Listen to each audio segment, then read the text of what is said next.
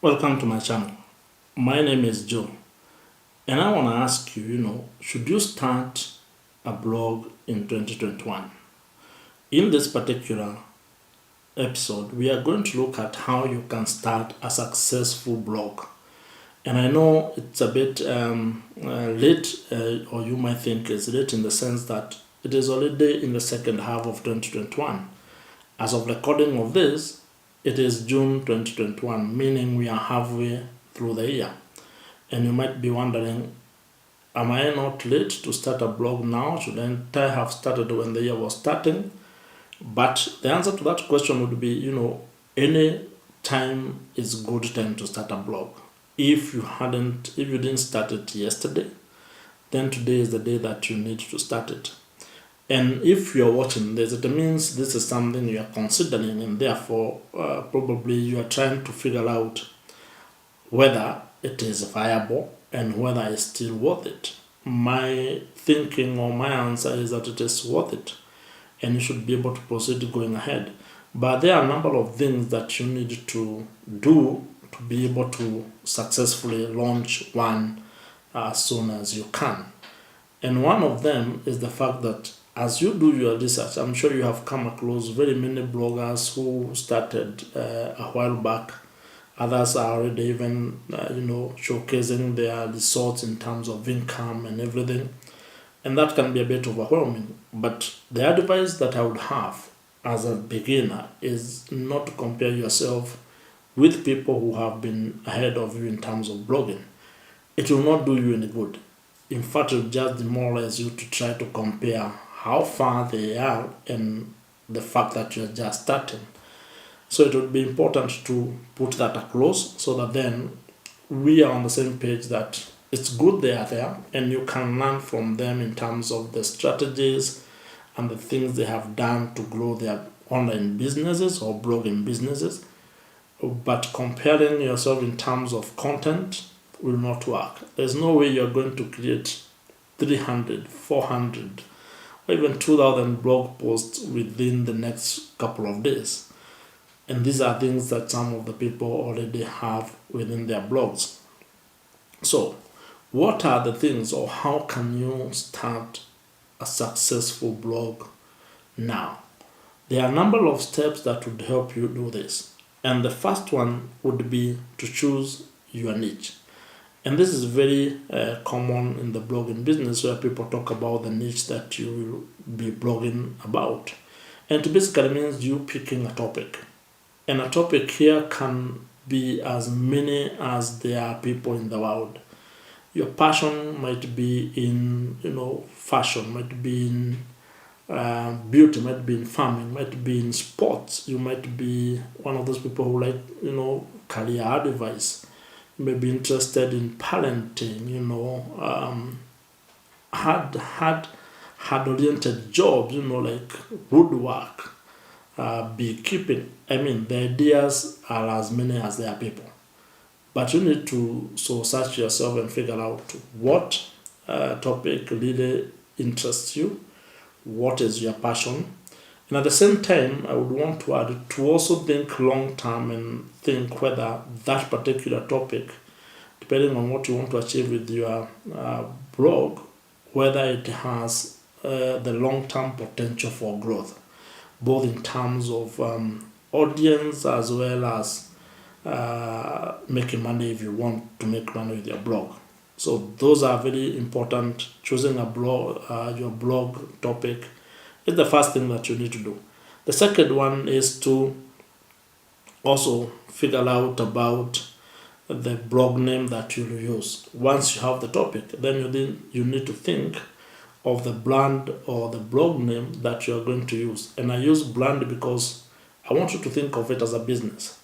If it's something that you would be proud of 2, 3, 4, 5, or 10 years down the line. And the truth is, yes, you can change the name of the blog, you can rebrand. But when you are starting, it might be also important to ensure that you get the best name, short, and that can be easily remembered by your audience.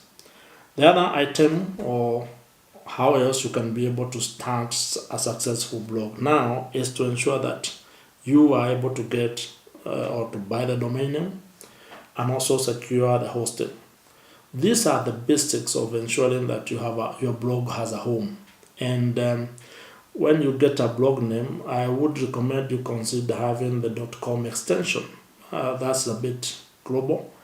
And again, you don't want to limit it to probably just your country unless your topic is only dealing with a very small location.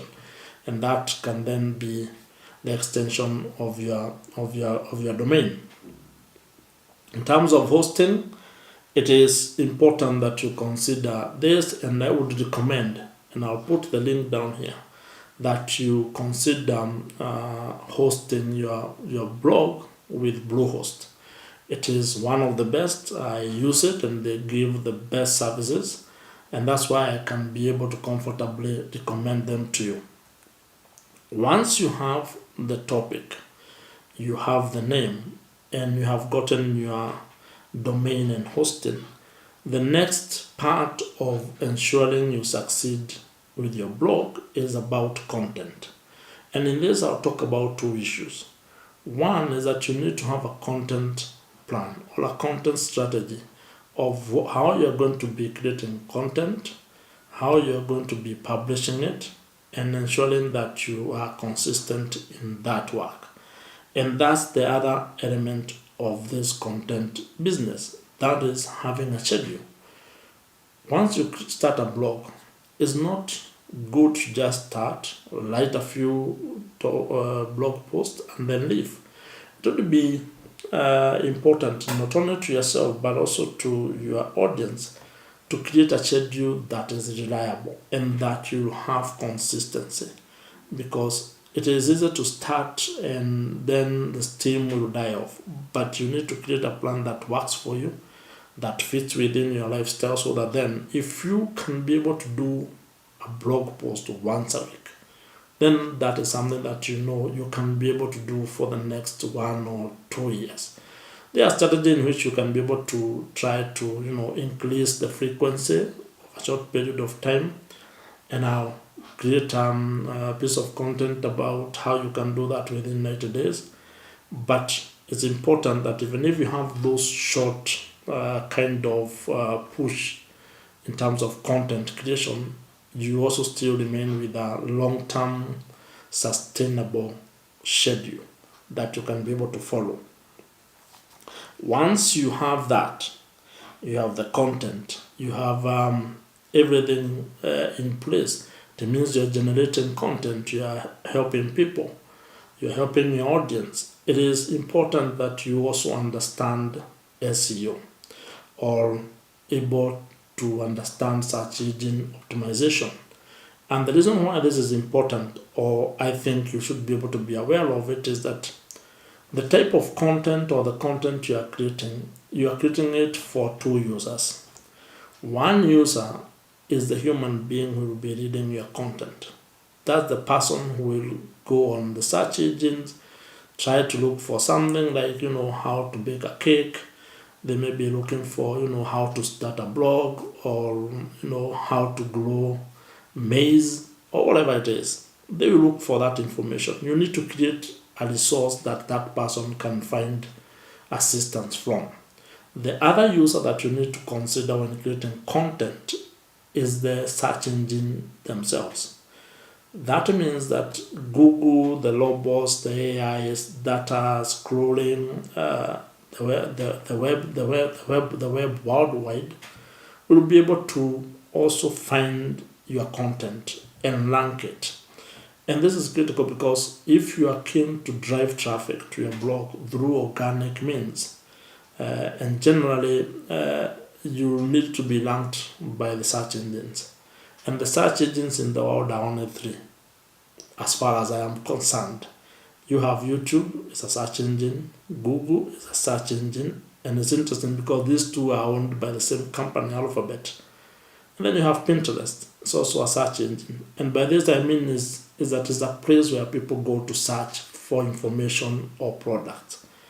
Yes, you can promote your content on social media, on other platforms, but they are not search engines. That's why you find that if you post, for example, on Facebook, after some time, the feed is gone. You cannot go and search and find it. So understanding SEO is very important, both from those two aspects. Finally, or as I come to a close to this, is you also need to be able to have a way to measure your success, and that becomes very important if you are going to grow. You need an analytics tool, and the one that I personally use is the Google Analytics. You install it into your website and can be able to give you quite a bit of detailed information about the user experience and engagement with your blog.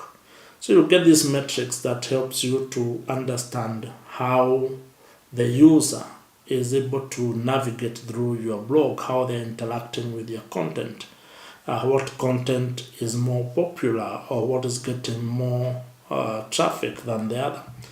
And it is very important because, as someone said, I think it was Lord Kevin who said, what cannot be measured cannot be improved. You will not be able to grow and improve your blog if you cannot be able to measure the metrics that are important to you. And Google Analytics can help you to do that. If you are interested, you can let me know in the comments, and I'll do a detailed review or video of how you can be able to install and have that in your blog. For now, I just want to ask you one question. Are you ready to start a blog today? If you are, let me know in the comment below, and let me know what would be one of your biggest concerns about starting a blog. For now, have a good one.